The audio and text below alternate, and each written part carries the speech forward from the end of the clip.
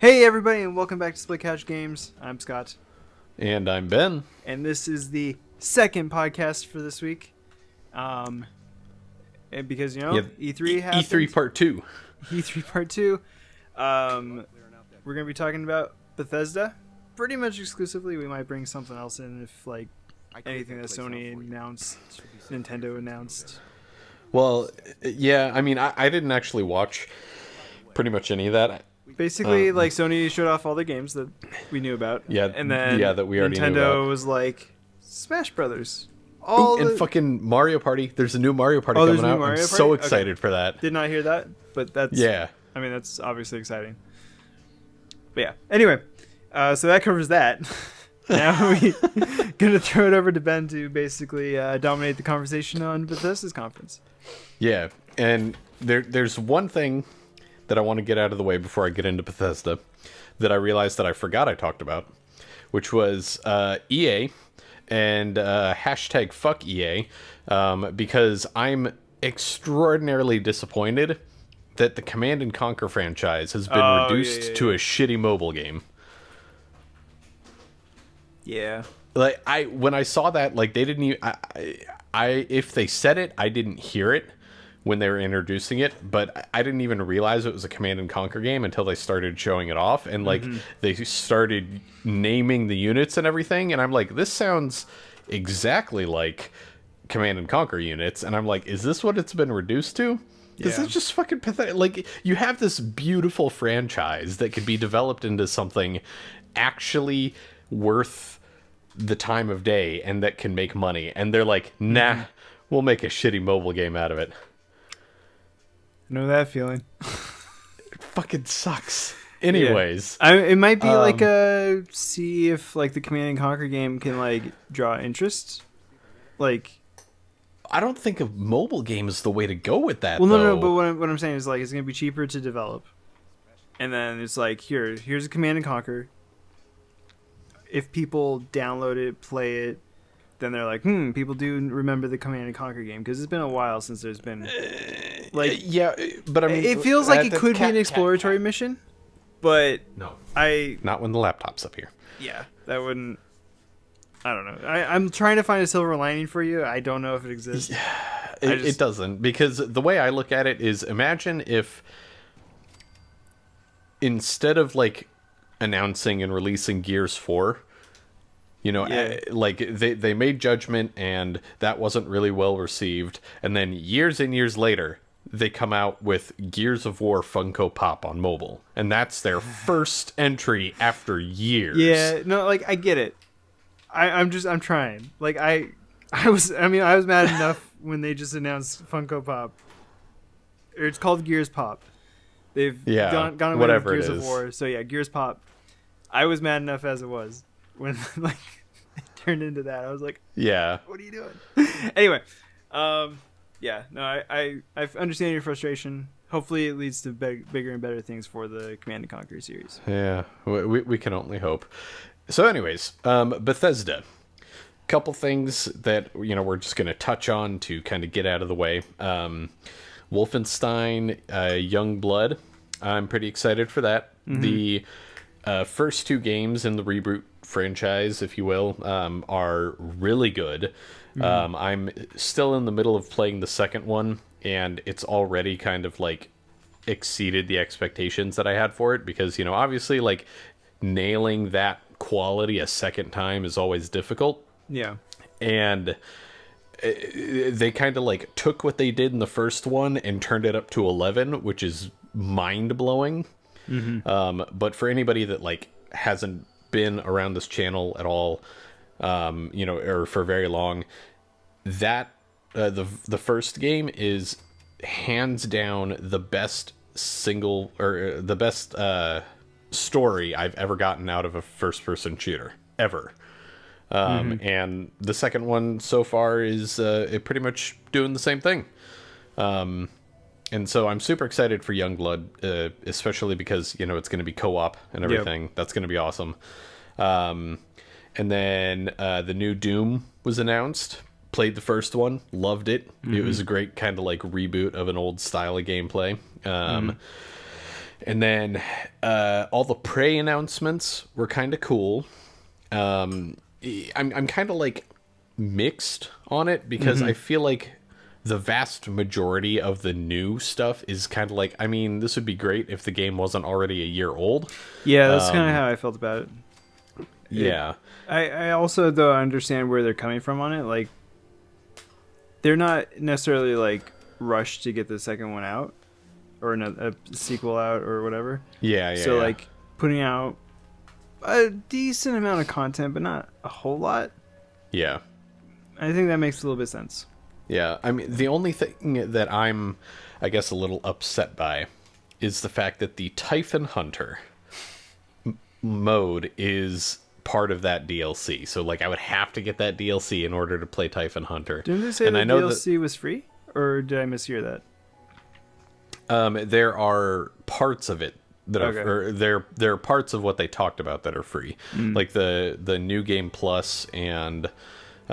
some of those other things that they talked about at the very beginning are free. Okay. But like I can't remember the moon related so all the moon thing. stuff. Okay. Yeah, that is not. That's unfortunate.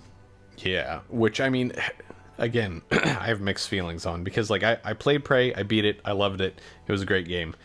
But I don't know if it's necessarily something that I want to pay more money for and go back to, but at the same time, like, that Typhon Hunter DLC is really appealing. Yeah. Because I feel like that's like the way prop hunt should be done. Yeah. And I mean, just because like it's actually like, I guess like lore friendly prop hunt, Sure. which makes it that much cooler. Yeah. I mean, like I heard about it and I was like, or I listened to it. I'm a little concerned that it's one versus all. I think it was like 1 versus 5 or 6. Yeah. That seemed strange, but could like Well, because it creates like balance stuff that's difficult. But yeah, I don't see it being bad. yeah. I don't know. I mean, it'd be fun, and it's definitely going to be something that I may just have to pick up the DLC and everything just to play that. But you know, we'll see. My time is limited for games as it is. Yeah. Even though, you know, everybody's watching right now me play through some Fallout 4 because, you know, related to the actual topic, sort of. Yeah. And the only thing that I want to say about Rage, or Rage 2 rather, is I played the first one and got bored with it really fast. The second one looks like it's going to be better, but I still don't know if it's up my alley. Yeah, so people are excited about it. So obviously, like, I never played the first one. Why is it so, like, assuming that like Rage 1 is very similar in idea to Rage 2? Like the story and the setting and everything is obviously, but based off of, because I've watched some like Let's Play kind of footage of Rage 1 recently. Comparing Rage 1 to Rage 2 is like night and fucking day. Okay. Because Rage 1 is almost like Borderlands 1, except a much narrower scope and less of a sandbox. Okay. It's pretty much like, here are your guns. They get like some special ammunition and that kind of thing, and that's it. Okay. And it was a very like linear open world kind of thing. It was very strange. Yeah. And that's why like I never really got into it, was because it was open world, but at the same time like excruciatingly linear and lots of fetch quests. It was seriously like fetch quest after fetch quest. Like every town you go to, it's like, oh yeah, I can help you out with this thing, but I need to get the supplies. And while I'm doing that, can you... Yeah. I mean, I didn't like... my first thought when I was watching like the gameplay for that, I was like, this is Bulletstorm. and Bulletstorm failed so spectacularly because of the reasons that everyone is loving this. And I was just like curious if like there's something about like the original that like everyone really latched onto. Like I'm not saying that Bulletstorm was a good game. I'm just saying that like it's that style of game.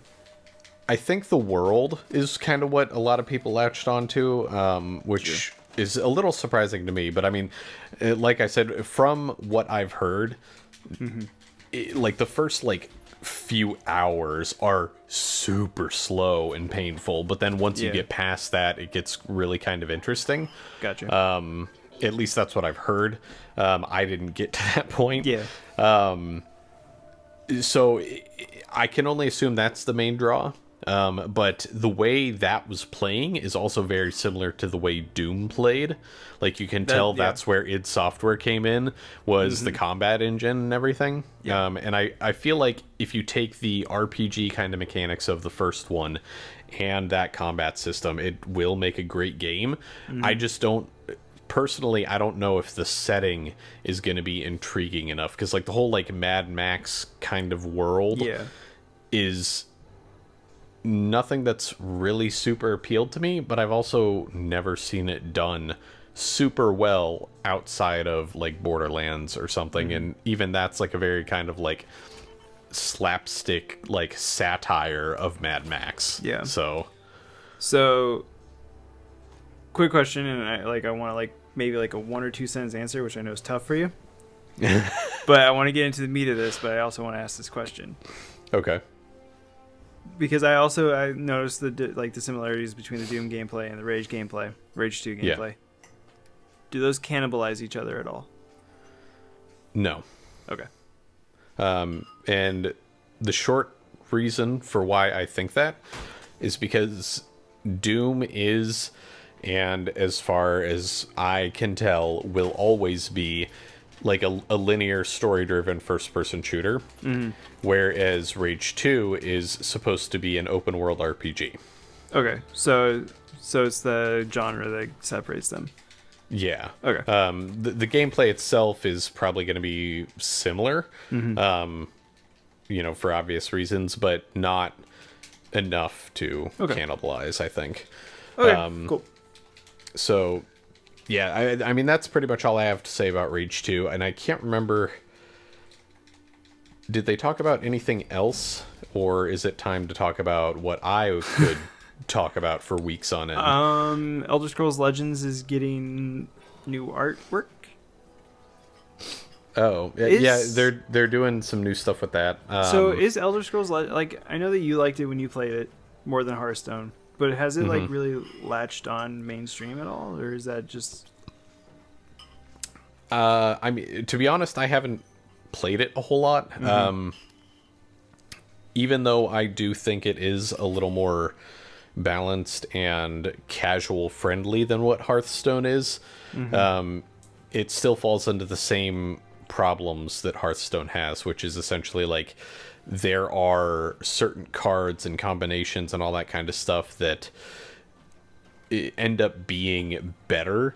And if you don't have those, or if just RNG isn't on your side in any given game, you will get steamrolled. Well, I mean, you're talking about a collectible card game. Like, that's just how they work.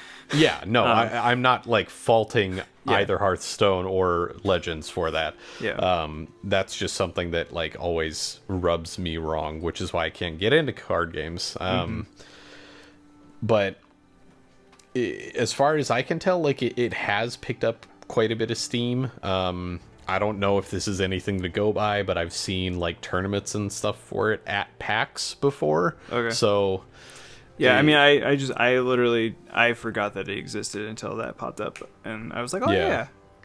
And like, I mean, I haven't even been paying attention to Hearthstone, so like, there's no way that I was ever gonna be like subjected to it in my normal life. Sure. Yeah. But yeah, I just was curious. Yeah, I can only imagine it's doing well enough because they keep supporting it. So yeah. And then they're doing some Quake esports stuff. I was a little surprised that they didn't like announce a prize pool or anything. After Fortnite was like, we're gonna have $100 million worth of tournaments in the next year, and then Bethesda's like, we're gonna have tournaments. Well, Yeah. I think that's because their Quake game is still technically in early access. Yeah, I know. I just I'm just surprised that there weren't hard numbers. But like you said, they were just like mostly teasing it. And the one thing that I want people to stop doing is, if it's a first-person game, stop showing aerial views of in the marketing material. Yeah, it looks so shitty. Like I was sitting there and I'm like, I'm sure this is amazing and fun and fast-paced and great, but it looks so bad from this perspective. Like, it just looks so bad. And like, I get it, but I mean, I think that at least in that situation, they were trying to like give you sort of like the perspective of what you might see during the esports aspect of it. I know, but it's like I'm on your side. Yeah. Frankly, like I was watching it and I was kind of like, I mean, that's cool, I guess, but I have zero time for that shit anymore, so I'm not interested. I'm kind of interested. I think I'm gonna sign up for the beta or the free to play version, alpha, whatever this is now. Yeah. But well, and that's another thing, honestly, is as far as I can tell, right now it's only for PC. I don't know if it's ever going to be coming to consoles, and I don't have a gaming PC, so I'm doubly not interested. It's just not for me. Yeah, I'm gonna probably pick it up because it's interesting to me. It's just like, it interests me as I've played some Quake in the past, not a lot, and it's always been kind of enjoyable for what it is. But all right, Ben. Okay, so I'm gonna get the two things out of the way that can be talked about real quick, which are the teasers that they showed at the very end. That even though like I kind of knew that they were coming, because like how could they not? I still like freaked out like a freaking little schoolgirl. And that was Starfield and the Elder Scrolls 6. I especially freaked out at the Elder Scrolls 6 because I kind of like I definitely expected something about Starfield to be talked about. Was not expecting Elder Scrolls 6. But so go ahead. Well, I was just gonna say, the main and only reason I think they made either of those short little announcements was because they were doing a little bit of a PR move, since most people are kind of having this like attitude towards Fallout 76. Like they wanted to come out and be like, okay, it's like, yes, we're doing this new thing. It's scary. It's also not your standard single player RPG. But don't worry, we're still working on the stuff that you guys know and love. Yeah. I think that's the main reason that they did that. Yeah, I get that. I think that the Elder Scrolls thing was perfect. Because again, like they said, like it's coming after Starfield. Yeah. Like they're like, this is the next thing. Yeah. So like I think that was perfect. But it concerns me that we didn't see anything for Starfield. It was just like space. Yeah, but I think that was strategically well done anyways, because the way I look at it with Starfield is, and I believe I've talked to so many people about this, so I can't, maybe it was you, just like off the podcast. But I believe that the main reason that they didn't do this is because they still want to be able to have that moment of like, okay, we're actually officially announcing it, and by the way, it comes out in 3 months or whatever. Sure. Yeah. Like they still want to have that kind of impact and that kind of moment with it, but they want everyone to know, yes, it's real. Yes, we're working on it.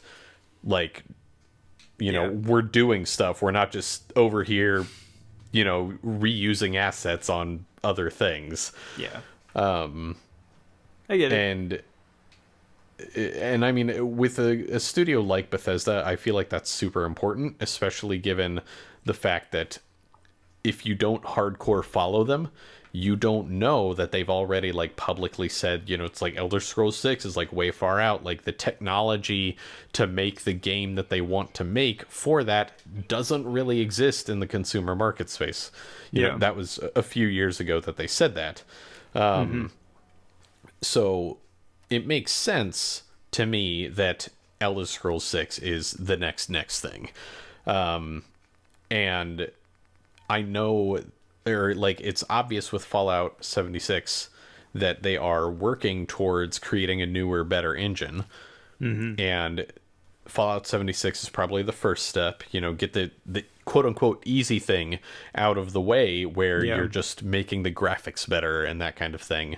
And then I guarantee you Starfield is going to be like, okay, well, now we've improved like the animation engine and the physics engine and all this other kind of like major game bone kind of stuff. And I think it's important that they kind of like say, hey, we're working on these other things for the general public. Just simply because the people that don't follow, you know, all the podcasts and blog updates and that kind of thing, they aren't going to know that they're still working on these other things.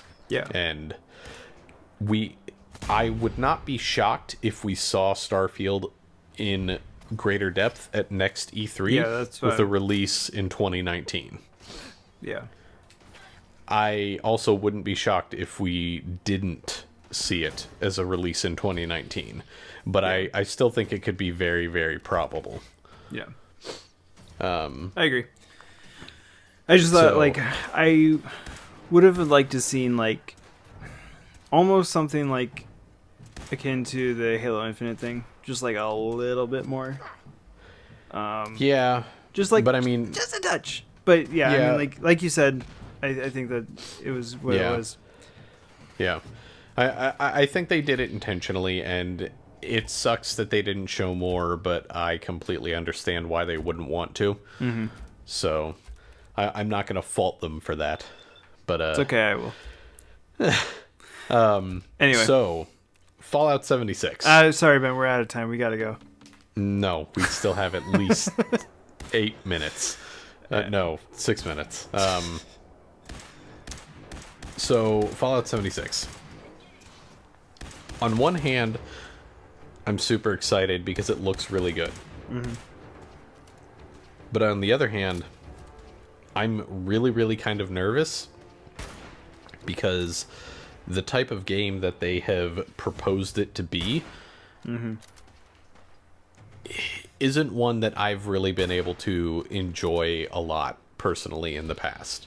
I bought Ark back when it was on early access on Xbox.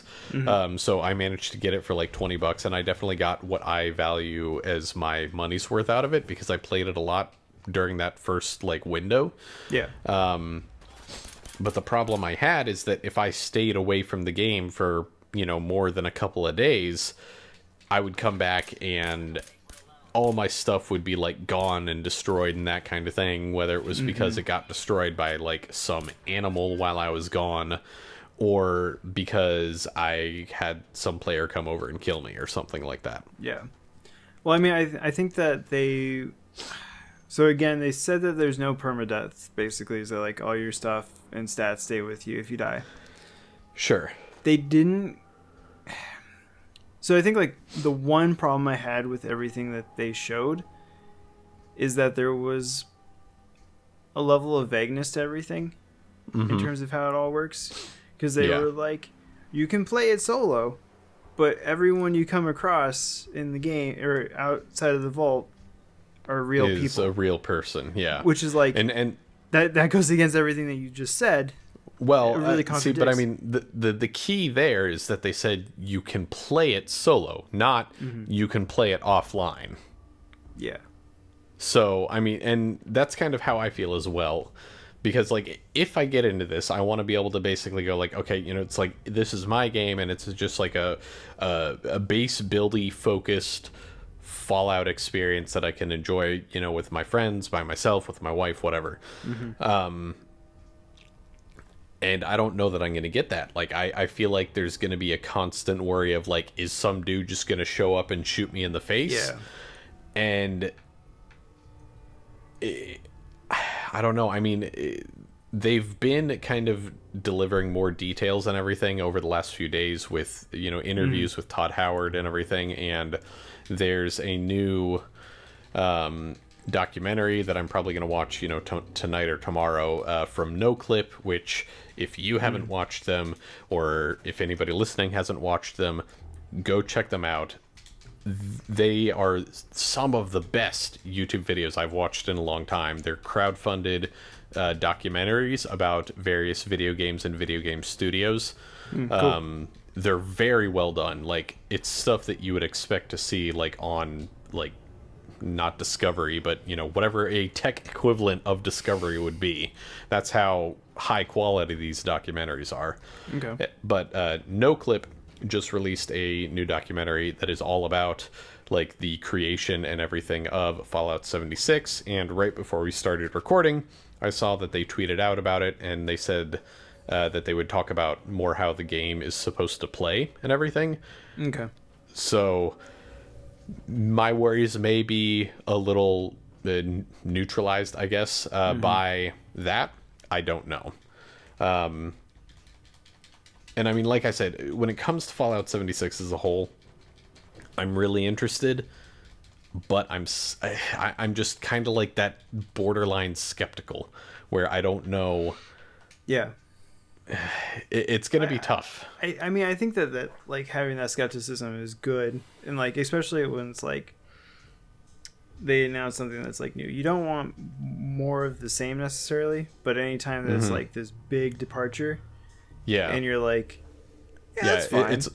Yeah, like, yeah, and that's know. part of why I think it's such a struggle, honestly, is because I am kind of looking at this from the standpoint of like, I want to support them because I love it when studios try something new. I want more studios to kind of like branch out and be like, okay, like, this is what we've created, like, hopefully you enjoy it.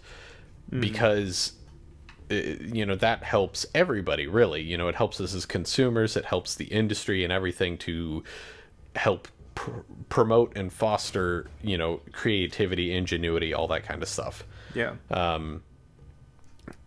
But at the same time, it's like, I don't want you to create something that's bad, like, because I want to play it and I want to have fun with it. And I also know that, like, the video game industry is one where a single bad game could potentially take down a studio. I'm not worried about that with Bethesda by Mass any Effect? means. What? Well, I mean, exactly. Yeah. But I don't know. It's like you said, good to be skeptical, but at the same time, I'm probably a little more willing to trust them, or even support them. And if I don't have fun with it, like, yeah, that'll suck, but I still feel like my money went towards something good, because I feel like Bethesda is one of the few studios out there that even if they release something bad, they'll be like, okay, well, what can we learn from this? And then their next departure will hopefully incorporate some of those lessons. Yeah.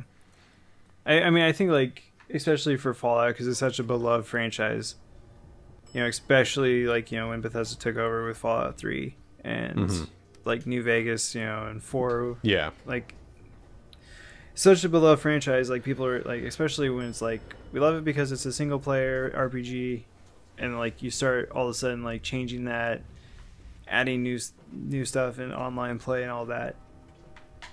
Yeah, it's going to be different. And, like, there's no way that, like, that's going to,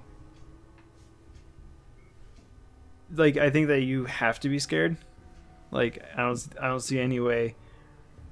Like, I was scared enough when I saw like, when they were like, look, you're gonna be able to jump down like 2 flights of stairs in Gears Judgment. I was like, well, that's gonna be weird, but oh yeah, okay. Like, and like, I was like, you know what, that sounds like fun, I'm in. That was the wrong way to go about it. I should not have been in. But, like, I can't imagine, like, just core experience and how that's gonna change. Like, how scared I would be if like Gears was like, hey, first person or something like that. Yeah. And Yeah. I'd be like, no. Yeah.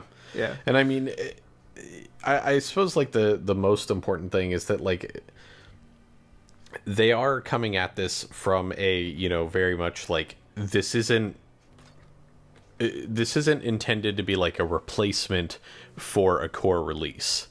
Like this is something separate and kind of on its own, I think. Yeah.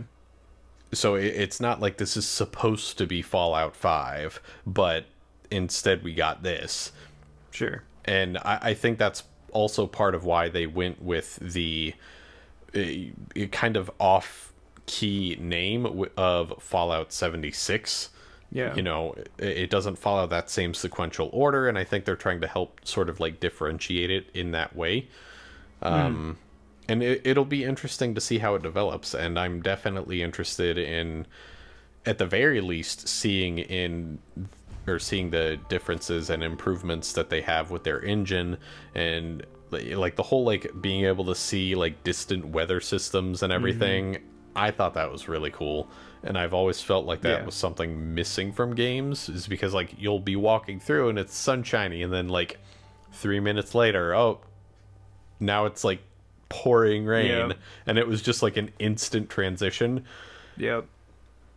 So I saw that and I was like, that's really cool. Yeah. And But yeah, I mean, I feel like I've pretty much said my piece. So I mean, if you want to actually say something, you know, I can let you do that. I mean, I'm actually excited about it. I am worried that it's not going to be like the true co-op experience that I talked about wanting from like a Fallout or a Skyrim, where like definitely. I wanted it to be just the game, but you could go around with friends and like, you know, do your quests and everything and take in a story. I'm just like kind of scared that there's not going to be a story element, and it is just going to turn, or like it's going to be a minimal story element, and it's just going to turn into online sandbox and all that. Yeah, that's a fair concern, and I kind of share that with you. But I mean, the way I kind of look at it is, Bethesda has seen how people were reacting to the potential of like essentially just that core game, but with co-op. So that may make them more inclined to actually do that, and that's a win in my book. Yeah, I could almost see, because again, like it sounds like there's not going to be NPCs out in the world for you to interact with. Yeah. I could see it being something along the lines of like you go through the first thing, and then like come 6 months later there's a DLC drop that's like, okay, well, everyone has interacted with the world now for 6 months, and now like the world is more settled, so like all of a sudden there's some like towns set up that you can interact with from there. Yeah, like, and that'd be kind of cool. And it kind of turns into like a living, breathing world that keeps getting updated as time goes on. Yeah, that would be interesting. It'd be cool if they went that route. Yeah. But yeah, the nuke thing worries me a little bit. Yeah, where it's like, I it's cool that like there's like the quest element of like find the keys or find the code, and then you can plug in the code and then you can nuke places. And like as cool as that is for the people doing it, it's gonna feel like real, like you're gonna feel like shit when you get blown up, and you're like, I mean, especially if it's like you sit down, you like log in for the day, go around, gather a little bit of resources, all of a sudden there's a white flash and you're at a game over screen or whatever. Yeah, and you're like oh, okay. Yeah. The main thing I think that I'm concerned about when it comes to the whole like persistent PvP thing, what's preventing people from just like doing what they did with the Division and the Dark Zone, where they just like camp up outside the entrance? Because I mean, like everybody leaves the same vault. Yeah. So, like, what's preventing me from building a fence around that door and just, like, shooting people as they come out for the lulz? I thought about that. So again, what it sounds like is that, like, even though, like, everyone's saying it's an MMO, it sounds like there's not going to be that many people on each instance of the game. Yeah, well, he did say it would be, dozens, not Yeah, hundreds dozens, or thousands, so... So, presumably, that won't be a problem. Yeah. Maybe there's, like, a safe zone around the vault that, like, no one else is in, and then it's like you leave somewhere and then you enter the instance, and yeah, it's like a mile radius and there's no real way to camp it unless you get lucky. I don't know. Unless you build a mile fence around the entire thing. I mean, we laugh, but people would do it. Oh my god, they would. They would just get, like, their clan of, like, 20 nerds together and be like, well, yeah. I don't know. I would assume that they got it figured out in some way. We can hope. We can hope. Otherwise, we just gave a lot of people a good idea. Well, let me put it this way: there's going to be a beta. I guess You signed up for the beta, right? I couldn't find any sort of sign up. The only sign up that I saw mentioned anywhere was like pre-order and you'll get in. Even though they said, like, they said during the thing and, like, on Twitter and everything, like, go to the website for more information. Yeah. And you go to the website and it just says pre-order to get into the beta. Got him. Todd Howard's like, they thought they were going to get a free invite. No. Right? Oh. I've never wanted a special edition of a game more than I want that helmet. Really? Yeah, I thought it was... I mean, to each their own, I suppose.